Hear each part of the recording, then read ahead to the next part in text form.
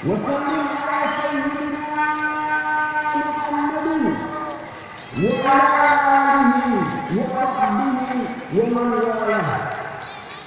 أما بعد فيا أيها الناس اتقوا الله حق تقواه واعلموا أن يومكم هذا يوم عظيم ويوم كريم أحل الله لكم فيه الطعام وحرم عليكم فيه الصيام ومريم التسبيح وتحليل وتهليل وتوحيد وتمجيد فسبحوا ربكم فيه وأجروه وتوبوا إلى الله واستغفروه. Ma'asyiral muslimin wal muslimat, jamaah salat Idul Fitri rahimakumullah. Puji syukur kita haturkan kehadirat Allah Subhanahu wa taala dengan segala nikmat yang telah diberikan kepada kita. Alhamdulillah pada pagi hari ini kita bisa berkumpul bersama-sama keluarga kita, kerabat kita, keluarga dan sahabat-sahabat kita semua dalam rangka menjalankan hari raya Idul Fitri. Alhamdulillah baru saja kita laksanakan sholat sunnah berjamaah. Mudah-mudahan Allah Subhanahu wa taala memberikan kepada kita nikmat yang berlimpah dan keberkahan. Amin ya rabbal alamin.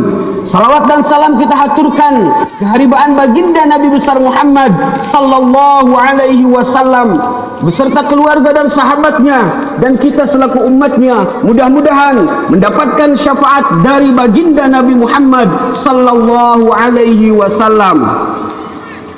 Umat Islam yang berbahagia, setelah kita diberi kekuatan oleh Allah Subhanahu wa taala untuk melawan hawa nafsu dalam rangka menyelesaikan ibadah puasa selama 1 bulan penuh, maka kita mendapatkan kemuliaan di sisi Allah.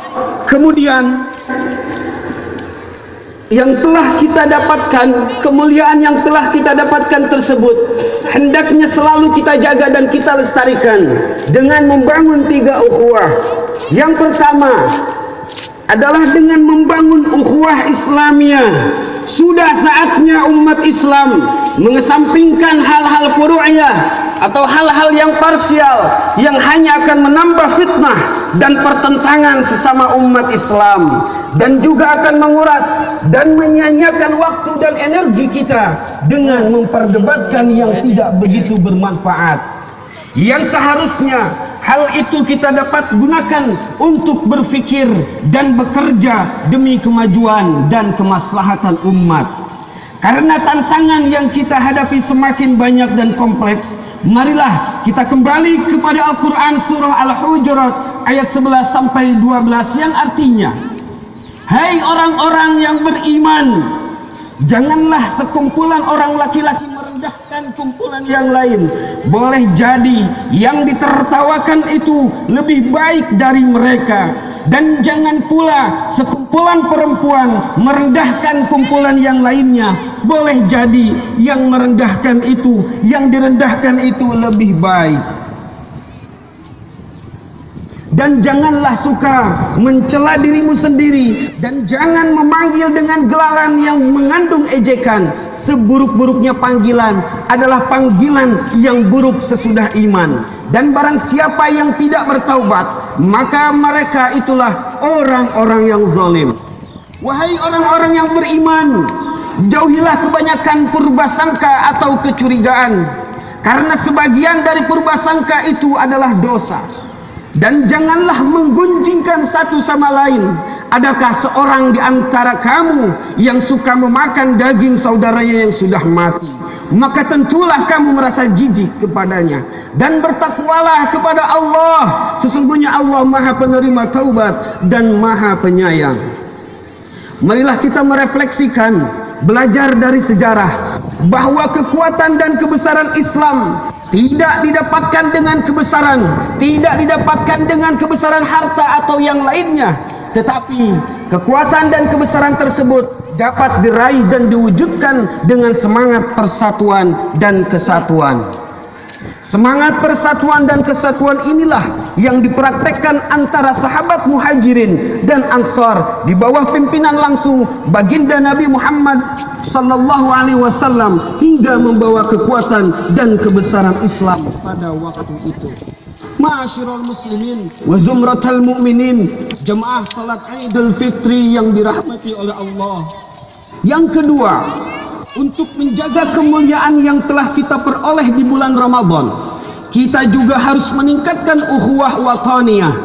Kita tingkatkan rasa persatuan dan kesatuan kebangsaan kita dengan sadar tulus ikhlas bahwa kita adalah bersaudara satu, satu nusa, satu bangsa dan satu bahasa. Negeri kita ini adalah negeri yang besar yang terdiri dari 17.000 pulau lebih dengan kekayaan alam yang melimpah ruah di dalamnya. Aneka barang tambang, minyak bumi, gas, batu bara, emas, kekayaan hutan, kekayaan laut dan yang lainnya, yang itu semua adalah merupakan anugerah sekaligus amanah dari Allah Subhanahu wa taala kepada kita semua penduduk Indonesia, baik itu Muslim, Katolik, Protestan, Madura, Buton, Melayu, Papua dan yang lainnya. Kita semua harus menjaga amanah tersebut. Jangan sampai ada yang berkhianat.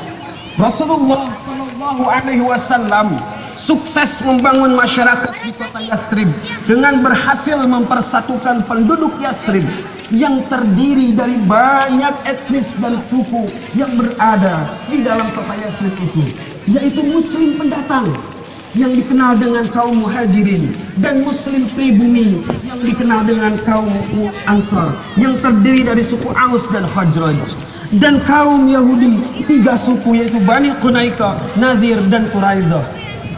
Seperti tertera dalam piagam Madinah yang dimuat di dalam kitab As-Sirah An-Nabawiyah bahwa dengan menyebut nama Allah yang Maha Pengasih lagi Maha Penyayang, piagam Madinah ini dari Muhammad sallallahu alaihi wasallam berlaku bagi semua golongan mukmin dan muslim dari etnis Quraisy dan Yastrib serta kelompok-kelompok yang turut bekerja sama dan berjuang bersama-sama mereka bahwa mereka adalah bangsa yang satu.